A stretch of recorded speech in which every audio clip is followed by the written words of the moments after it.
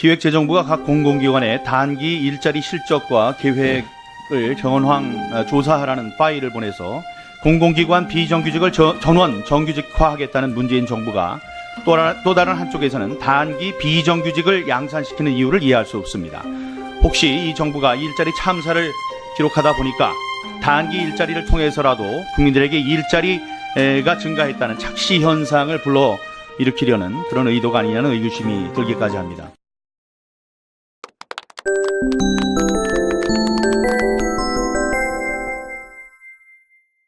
인천 연수구을 출신 민경욱 의원입니다. 기획재정부가 각 공공기관에 단기 일자리 실적과 계획을 정황 조사하라는 파일을 보내서 단기 일자리 채용 확대 방안을 보도받았다는 언론 보도가 있었습니다. 여기 보면 인천국제공항공사에 1000명, 코레일에 1100명, 에서 1200명, 한국공항공사에 200명, 국가과학기술연구회에 500명의 청년 인턴 이런 단기 일자리를 만든다고 보고를 했다고 하는 내용의 언론 보도입니다. 더 심각한 건 채용 인원 확대가 곤란하면 사유까지 기재하라고 해서 사실상 강제적으로 단기 채용을 압박한 게 아니냐 하는 의혹까지 제기되고 있습니다. 공공기관 비정규직을 전원 정규직화하겠다는 문재인 정부가 또 다른 한쪽에서는 단기 비정규직을 양산시키는 이유를 이해할 수 없습니다. 혹시 이 정부가 일자리 참사를 기록하다 보니까 단기 일자리를 통해서라도 국민들에게 일자리가 증가했다는 착시 현상을 불러일으키려는 그런 의도가 아니냐는 의구심이 들기까지 합니다. LH 사장께서는 기재부에서 요청한 단기 일자리 실적 및 계획 현황 조사 사실을 알고 계십니까? 예, 알고 있습니다. 예. LH에도 단기 일자리 또는 인턴 일자리 채용 계획을 시행 중이거나 준비 중인 사안이 있습니까? 금년에 인턴 사원, 채흠용 인턴 사원을 500명을 이미 채용해서 지금 운영 중에 있고요.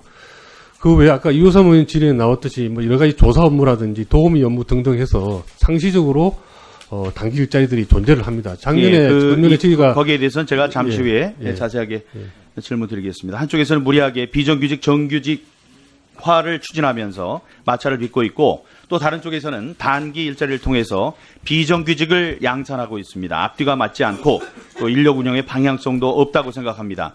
공공기관의 재무 사정이 충분하다면은 모든 직원이 정규직화되는 걸 누가 말리겠습니까?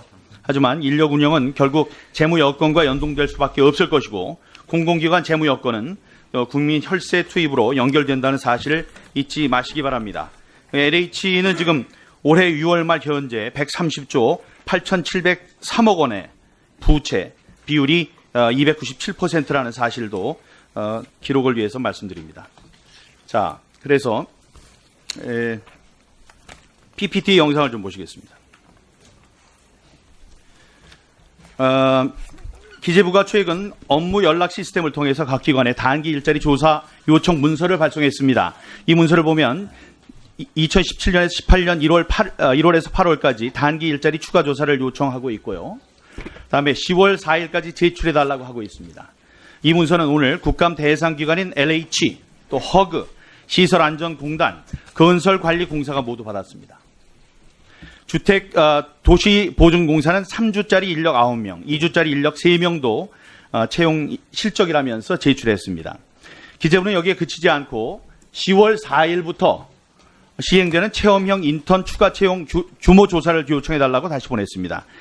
기재부는 이번 인턴 추가 채용이 경영평가 지표에 포함될 것이라고 압박까지 하고 있습니다.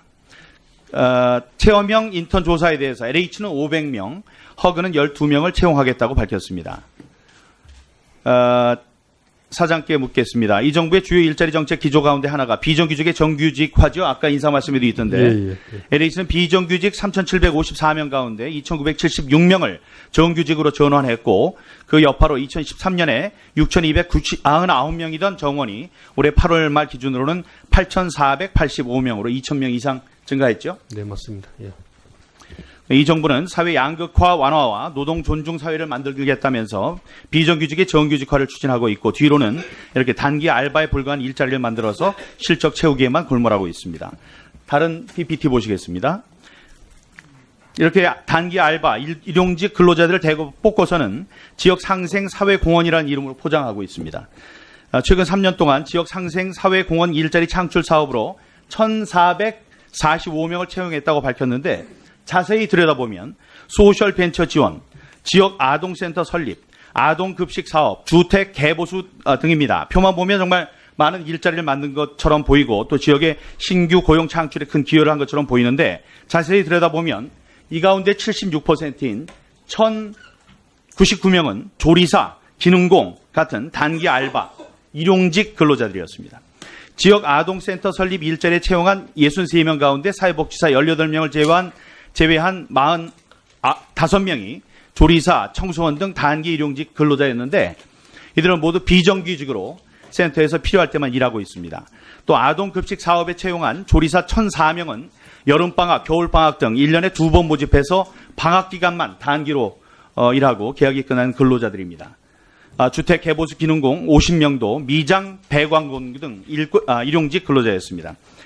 이렇게 LH가 단기 일용직 채용에 불과한 일자리를 성과라고 홍보하는 걸 보니까 이 정부의 단편적인 모습을 보는 것 같아서 안타깝습니다. 일자리 창출 실적 부풀리기에 치중하기보다 내실 있고 장기적으로 일할 수 있는 지역 상생 일자리 창출 방안을 마련하기 바랍니다. 자, 이 부장님 잠깐 자리해 주시죠. 저 신창현 의원이 카톡으로 이미 자, 우리 이 부장님은 위원장인 저를 믿고 발언대로 나오십시오. 네. 자, 질의해 주십시오. 저 신창현 의원이 이제 해당 자료를 이미 갖고 있는 카톡으로 받은 상태에서 LH에 연락을 해서 설명을 들었습니다. 그 자료가 있었는데 왜 다시 굳이 불렀다고 생각하십니까? 그 내용에 대해서 와서 설명을 해달라고 해서 저는 가서 설명을 드렸습니다. 예, 그 자료를 이제 가져가셨는데 민감한 자료인데 그 자료를 다시 가져가셔야 되는 거였죠? 그렇게 요청을 하셨습니까? 설명을 위해서 자료를 제가 드렸고 설명이 끝나고 자료를 신 의원님이 취하시는 바람에 제가 돌려받지는 못했습니다. 이 요청을 했습니까? 이걸 달라고? 그건 민감한 자료라고? 그랬더니 뭐라고 그러시던가요? 제가 돌려달라고 하지 않았습니다. 하지 않았습니까? 그러면 거기에 책임이 있군요. 그러니까 잘못된 것에 대해서. 그러니까 자, 민경욱 의원님. 조용히 해 주십시오. 자, 의원님 여러분. 네, 조용히 해주고. 민경욱 의원님, 잠시만요. 시간을 정지해 드리겠습니다. 자, 조용히 해 주십시오. 지나치게, 법적인 부분까지는 질의를 좀 자제해 주시고요. 궁금한 사항만 좀 질의해 주실 것을 다시 한번, 부탁드립니다.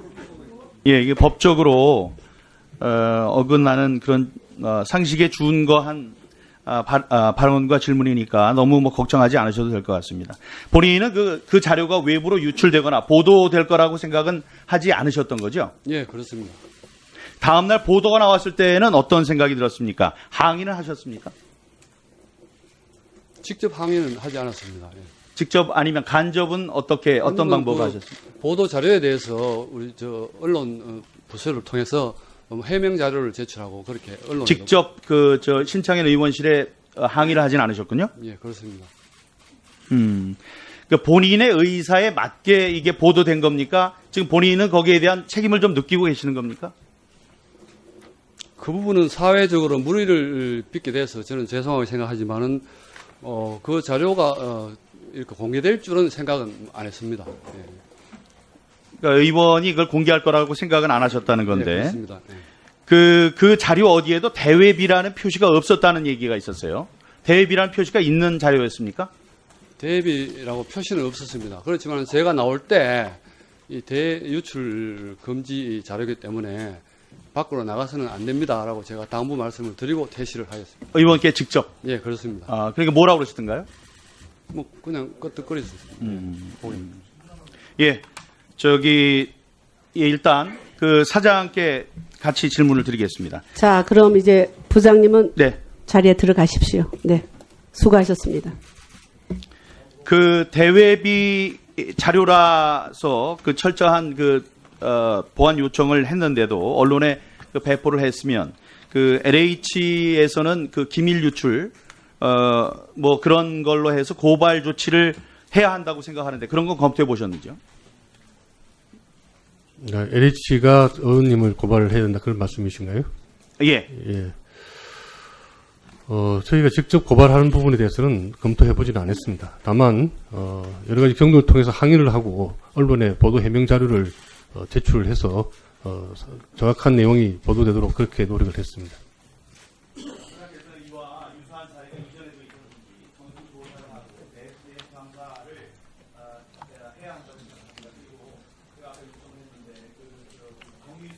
네. 예, 그 자료는 제출하도록 하겠습니다. 예. 그럼 의원님 질의 중, 아까 일자리 관련 질의 중에 제가 짧게 답변을 드리겠습니다. 작년에 1263명, 올해 또 파견 용역 직원 1700명 대상으로 정규직으로 전환시키는 직원들은요, 상시 계속적으로 일을 하는 직원들입니다. 상시 계속적으로 지원하는데 2년 만에 그만둬야 되고 또 다른 사람을 뽑아야 되고 뭐 이런 경우라서 이분들은 고용 안정성을 위해서 정규직화하는 것이 바람직하다는 차원에서 정규직화한 것이고요. 지금 말씀이 되고 있고 문제가 되는 것은 무슨 잠깐 조사를 한다든지 아까 이호사모님 질의에 나왔지만 무슨 그 전셋집을 구하는 데 좀 도움을 준다든지 하는 것처럼 저희는 또 1년에 한 번씩 실부 사원을 채용을 해서 저희 인구임대 아파트에 사는 노인들을 돌봐주는 그런 한 5개월짜리 일자리도 만들어내거든요. 그런 것들은 상시 계속적으로 이루어지는 일이 아니기 때문에 단기적인 일자리로 어느 정도의 숫자는 저희들이 항상 필요하고 저희 회사에서 열 유지를 하고 있다는 말씀을 드리겠습니다. 예. 자, 민 의원님 정리해 주십시오. 그와 좀 차이가 난다는 말씀을 좀 이해를 부탁드리겠습니다. 자, 다음은 수고하셨습니다. 다음